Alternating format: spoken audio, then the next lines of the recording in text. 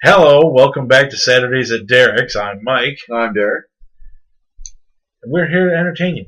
So, Yes. what the hell's been going on? Well, apparently the Spider-Man rumor that we reported about earlier has been confirmed by both Sony and Disney.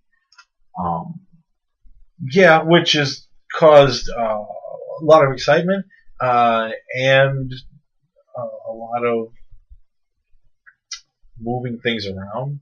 Yeah, some of the release dates have changed for movies. Some of them have got moved forward, some of them got moved back. The big one, I believe, it was the Spider-Man movie that they're talking about, the Spider-Man reboot. Yeah. Is going to happen on the release date for Black Panther. So Black Panther has gotten pushed back a little bit. Yeah. Like 6 months? I don't even think it's that much. I think it's like 2 months, a month or two. So it's not really that big of a deal. But there's been some corrections done as a result of this. Yeah. They still aren't 100% releasing what Spider-Man is going to be appearing in first. It sounds like most likely it's going to be Civil War. Yeah. Well, he was a really major player in Civil War, so if nothing else, I'd almost guarantee he's got to be in that. And it would be kind of nice to see him in the first part of Infinity War. Yeah. Another rumor is Hugh Jackman is still talking about there being possible talks with Fox. See, I read an article about that. I felt it came off more as Hugh Jackman going, "Yeah, wouldn't that be cool?" Yeah. Rather than him saying, going close, they're going to do it. No, I think it was just him kind of spitballing and thinking that, admitting that he would like to do it, but I don't think he would have the authority to say that shit's happening. Yeah. And they're saying they released information last week that the Sinister Six film was still in the works. Yeah. In spite of there being a reboot of the series. Right, and I am not against the idea of doing the Sinister Six. I'm sure it's going to be interesting, but if you're dropping the entire Amazing Spider-Man storyline, how are you going to do it? What the hell are you? Yeah, considering that you're going to have to throw away all that stuff that you already established. Yeah. Is already thrown away. So it's going to probably involve some serious rewriting, obvious recasting,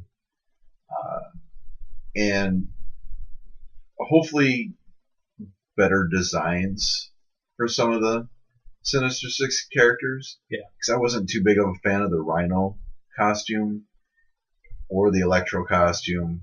The Green Goblin was better. Yeah. Than the previous iteration, but time will tell. But Rhino being kind of a crude power armor thing just didn't do it for it. I would have rather seen some kind of like something not so crude. I don't mind the power armor look, but it was a little silly looking for me. Yeah. Well, and it's part of Rhino was that he was kind of a tragic villain with no choice because he was like physically bonded into the suit, and you can't exactly get a job at Cinnabon wearing a rhinoceros costume. You could possibly get one; it'd be hard to hold it. Yeah. I guess you'd get your lawyer. I broke the ovens. I suppose you get a lawyer and sue Cinnabon for not hiring you because it's discriminatory practice. It's anti-villain, man. Yeah.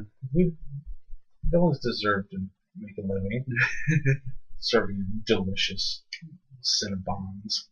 Yeah. Well, yeah.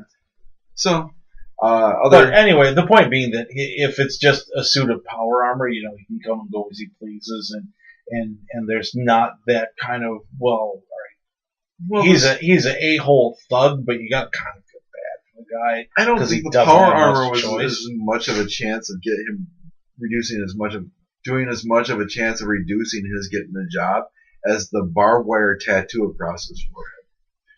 Well, life choices. Other movie news: Ryan Reynolds has tweeted a picture of the Deadpool mask. Right. It's a prototype. And he tweeted a picture in black and white. So. Yeah, well, because it was bright magenta. I guess it was just the form mold for the mask. Yeah. And it apparently was like a bright magenta. Pink. Yeah. But it looked cool. It looked right. It was very accurate. You know, it definitely wasn't scars and stupid tattoos. Yeah. So, you know, take that for what it's worth. Yeah, yeah. And the female MMA fighter Gina Carano has been cast in the Deadpool film. Oh, cool. I don't know who she's going to be playing yet. I think they did announce who she has been cast as, but I can't recall who it was. But you know, I like her. She's got good action skills. Her actual acting isn't. You think they couldn't get Ronda Rousey? Yeah. To the point of perfection yet, but her action skills are definitely good. Oh yeah. Well, and presumably it's going to be a lot of action, so you kind of want an athlete to step into that, and hopefully you can give them acting lessons. Yeah. On the DC side of things, David Ramsey, who plays Diggle in Arrow, is in talks to possibly play Jon Stewart in the future DC films. Yep. Which I think is a pretty cool idea. Yeah. I mean, he's a pretty good actor. As long as he gets the proper writing. I don't think they wrote him very well in the Flash series, or directed him very well in the Flash series when he made his cameo appearance earlier this year. Oh, and yeah, pretty much he was just told one-liners about how fast Flash was. Yeah, that was one of the strange disappointments from CW as far as their superhero stuff, because what you're right, it was like weirdly uncomfortable, like he was there but they didn't know what to do with him. Yeah, that's what I kind of penned it down to, is that the Flash writers really didn't know what to do with the character. But yeah, I mean, he's definitely showed some chops in the Arrow series. Yeah, and he's got the physicality for it. And it'd be nice to see Jon Stewart. Yeah, because Green Lantern is a ring in a suit. It's not an individual character. They don't have to do Hal Jordan. Yeah, which really opens up a lot of good possibilities for DC films in the future, because they can completely step away from the Ryan Reynolds Festival of Hate and just reboot Green Lantern with a completely different character, because they could also go with like Kyle Rayner. Yeah, well, and you don't even really have to reboot it at that point. You could just kind of say, this is a different Green Lantern. Yeah.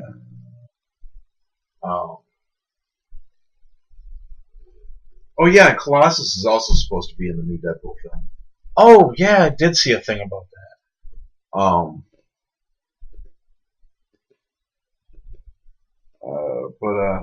But yeah, it would be interesting to see. In non-comic book movies, there's rumors that J.J. Abrams wants to move up the Star Wars release date because he's tired of fighting the rumor mills. Gina Carano is supposed to be playing Angel Dust, who is not... Oh, she's a Morlock. Oh. Well, then she's got to have an uglied up face. Well, I guess not. Yeah, no. You don't have to, but... Well, no, but that's just... Oh, no, I'm not going to be able to think of the goddamn character. Callisto? Yeah. No, the reason why all the Morlocks were underground is because they weren't physically capable to hide their mutations. So they've all been forced underground.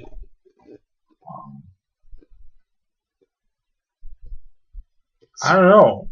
I mean, how could you mess up that face? It seems like kind of a crime. So yeah, it should be interesting. But you remember the unfortunate X-Men 3 when the Morlocks were involved? They weren't all mutated beyond visible means. Right. But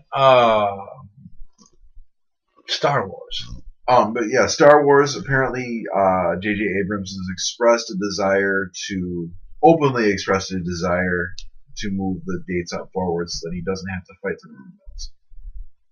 Yeah, well, the guy's notoriously secretive about every movie project he does, and I think it's just gotten to the point of frustration with trying to keep shit under wraps. Yeah, well, there's been leak after leak after leak, and God only knows how many of the leaks are true and how many are false and how many things that they've had to change because they don't want stuff leaked. Yeah. So it would be nice. I would love to see Star Wars get released a little bit early when it was more. Yeah. Right. Yeah. I don't know. I don't think I really have the desire to sit my ass in front of a theater for 12 hours anymore. I mean, I don't really have the desire to, but I'll do it for a good seat. I'll do it for a good seat. No, I'm just saying, I could hold it in and go see the movie the following weekend. I mean, I generally either don't work Fridays or I get out of work early afternoon on Fridays. Mm-hmm. So I'd be all right with getting out of work, driving over to Desert Star and watching matinee of it a week later. Yeah. Just for the pleasure of not having to sit on concrete. Oh. Because I'm old and lazy and my shit hurts these days. I'm definitely not doing the 24-hour camp out or 18-hour camp out again. Yeah.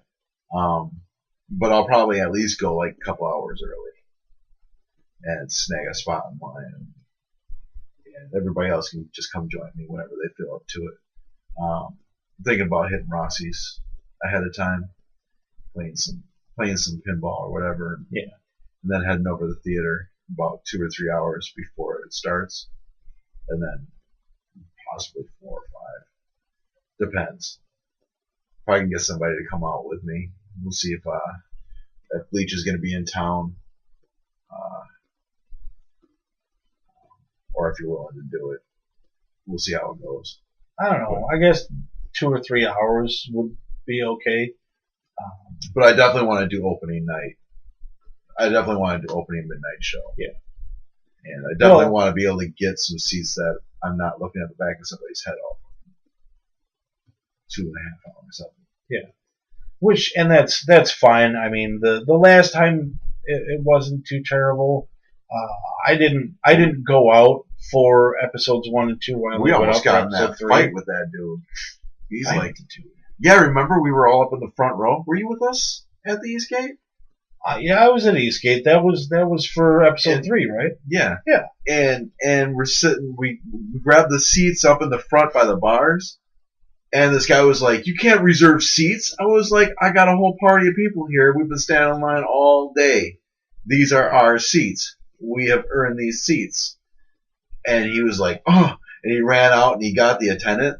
And the attendant was like, you guys can't reserve seats. I was like, they're all in the bathroom. They're all getting popcorn.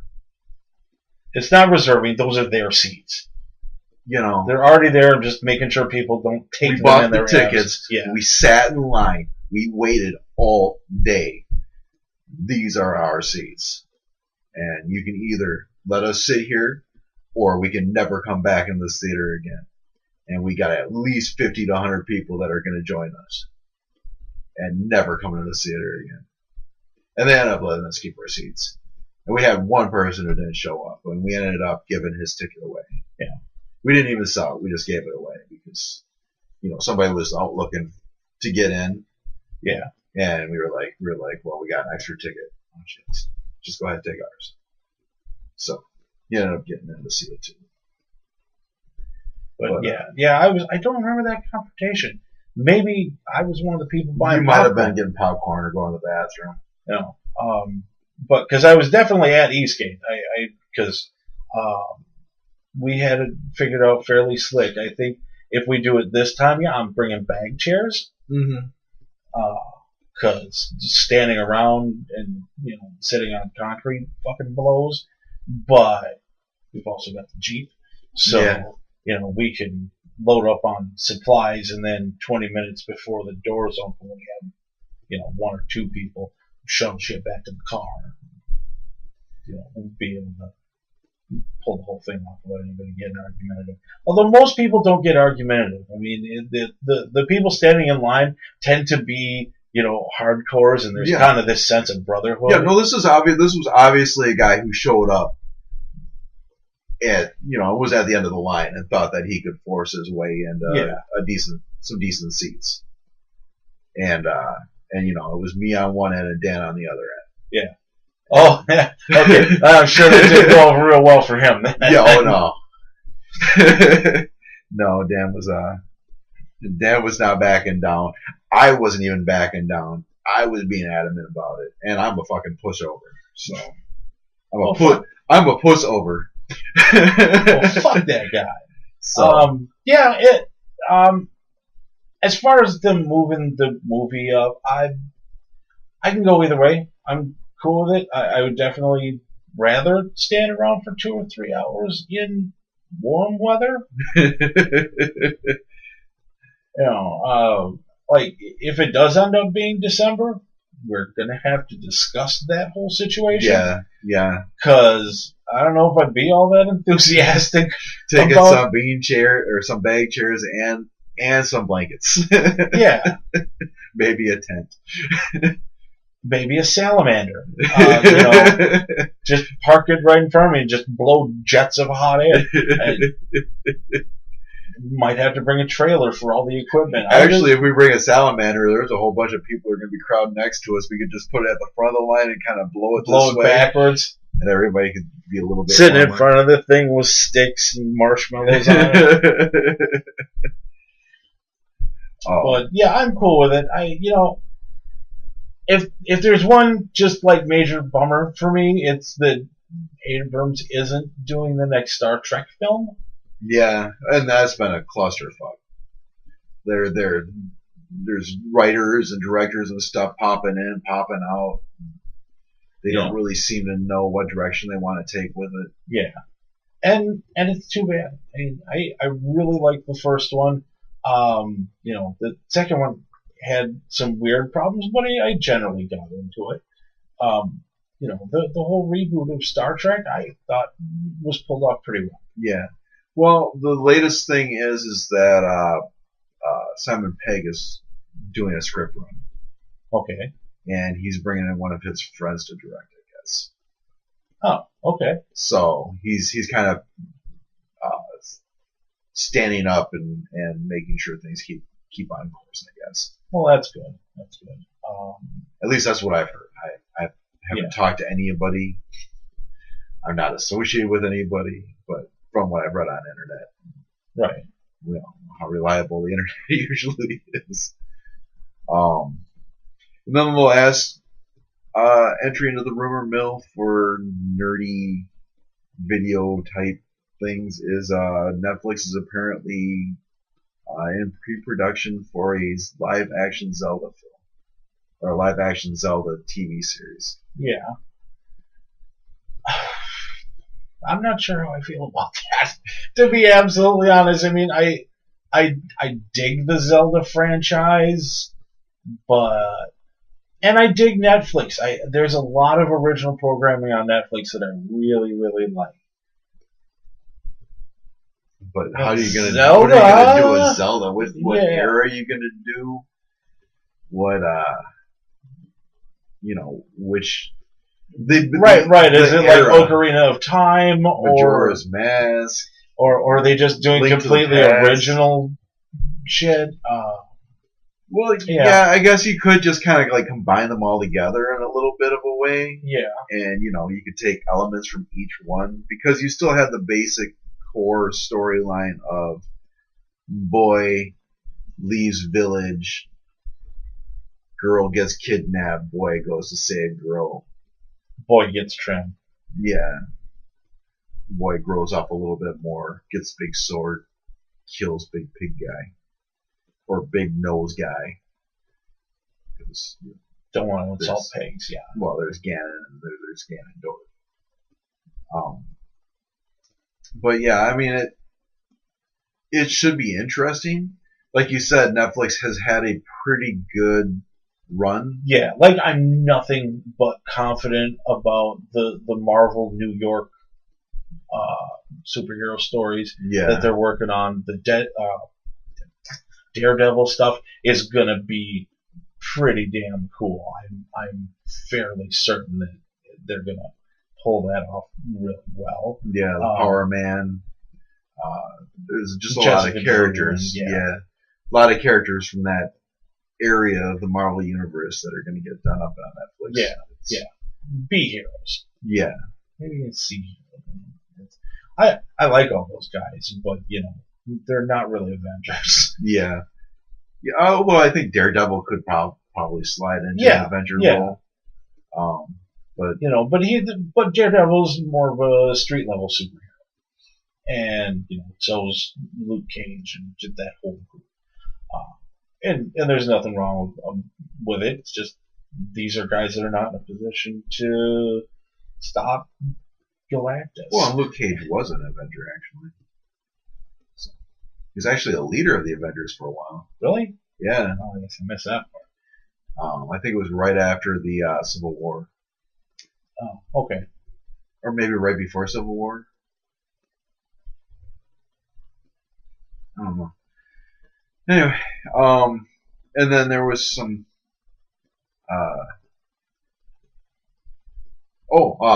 Bruce Campbell was talking about an Evil Dead TV series on Stars. On Stars. Yeah. At Comic-Con. Yeah. I want to check that out. Yeah, that would be very cool. Did he say when it was October, right? I think so. Yeah. Yeah, I think he said it was getting released in October. So. Oh yeah, for Halloween. He said. So yeah, that should be really cool. Yeah. Apparently Ash is out talking about how he lost his hand and making up stories and shit. And trying to get laid off of it. Yeah, and then the dead start rising up, and he gets drawn back into it, and ends up having to kick some dead-eyed ass. So, yeah, that's gonna be fucking awesome. Yeah, that should be really cool. Can't wait to see it. Because obviously after Burn Notice, the guy's hitting the gym. Yeah. Because he looks a lot more in shape than he did as Sam Adams. Yeah, he's definitely trimmed up a little bit. Yeah. So, yeah, I'm looking forward to it. It should be very cool. But anyway, so that's all we've got for this week. Have a great week. Yeah, we'll see you next time. Later. Later.